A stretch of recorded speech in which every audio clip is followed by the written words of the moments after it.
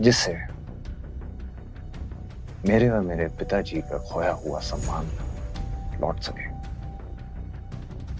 ज्यादा कुछ नहीं करना है आपको, बस मैं कुछ शर्तें आपके सामने रखूंगा, आपको उसे स्वीकार करना है, कबूल करना है, और उसके बदले में मैं आपकी मदद करने के लिए तैयार हूं।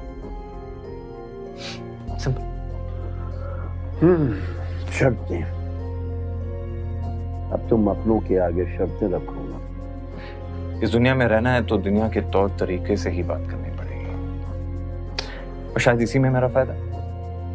वो कहना कि आपको मेरी जरूरत है, मुझे आपकी नहीं।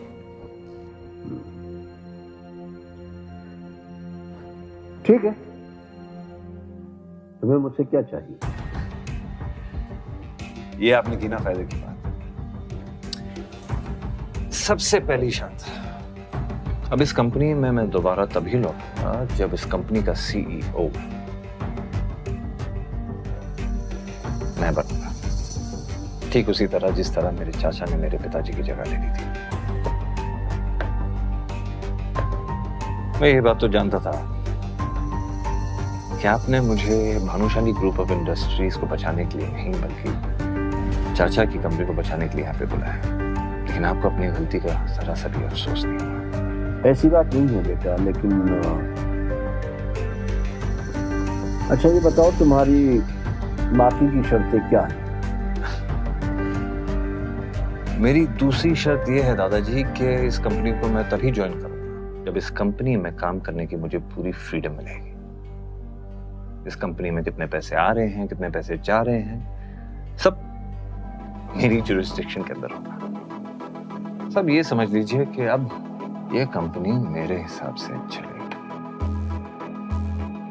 तुम्हारी शर्तें सुनकर लग रहा है कि जैसे कि तुम मुझसे कोई बदला ले रहे हो। मौके के दस्तूर को नक्श अपने हाथों से नहीं जाने दे सकता था, इसलिए आज कठोर होकर उसने दिल की सारी भड़ास अपने दादाजी के सामने बाहर निकाल दी थी।